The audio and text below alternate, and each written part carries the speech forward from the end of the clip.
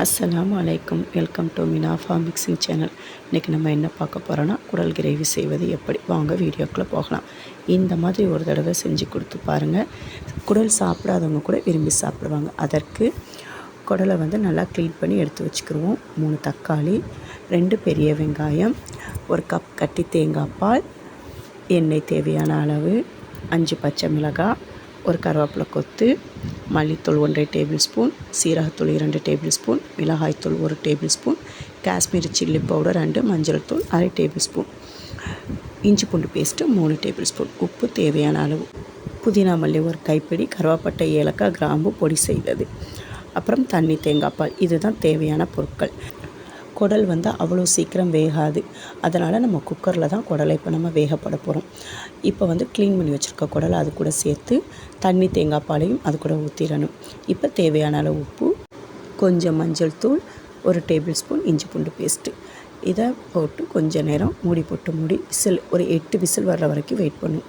இப்போ ஒரு மிக்ஸி ஜாரில் வெங்காயம், தக்காளி அதையும் அது கூட சேர்த்து நல்லா நைஸாக அரைச்சி எடுத்துக்கிறோம். இப்போ ஒரு கடாயில் எண்ணெய் ஊற்றி ரம்பலை, கருவேப்பிலை அது 2ஐயும் அது கூட சேர்த்து கொஞ்சம் நல்லா வதக்கிக்கிடுவோம். இப்போ நம்ம அரைச்சி வச்ச தக்காளி, வெங்காயத்தையும் அது கூட சேர்த்து கொஞ்சம் நல்லா வதக்கி எடுத்துக்கிறோம். எண்ணெய் பிரிஞ்சு வர்ற வரைக்கும் நல்லா வதக்கணும். அதுக்கப்புறம் நம்ம பொடி செஞ்சு வச்சுருப்போம்ல, கருவேப்பட்டை, ஏலக்காய், கிராம்பு அதையும் அது கூட சேர்த்து அதையும் மிக்ஸ் பண்ணி எடுத்துக்குவோம். இப்போ இஞ்சி பூண்டு பேஸ்ட் அதையும் அது கூட சேர்த்துக்குருவோம். இப்போ காஷ்மீரி சில்லி பவுடர் 2 மஞ்சள் தூள் அதையும் அது கூட சேர்த்து கொஞ்சம் நல்லா மிக்ஸ் பண்ணிவிட்டு அந்த பச்சை மிளகாயும் அதோடு சேர்த்து நல்லா வதக்கி எடுத்துக்கிறோம். இப்போ 8 விசில் வந்துருச்சு. இப்போ ப்ரெஷரை போக விட்டு நம்ம குடலை எடுத்து பார்ப்போம். நல்லா வெந்துருச்சு. இப்போ நம்ம அந்த வதக்கி வச்ச மசாலா கூட இந்த குடலை சேர்த்து கொஞ்சம் நேரம் நல்லா மிக்ஸ் பண்ணி எடுத்துக்குவோம். இப்போ தான் நம்ம மசாலாக்களை சேர்க்க போகிறோம்.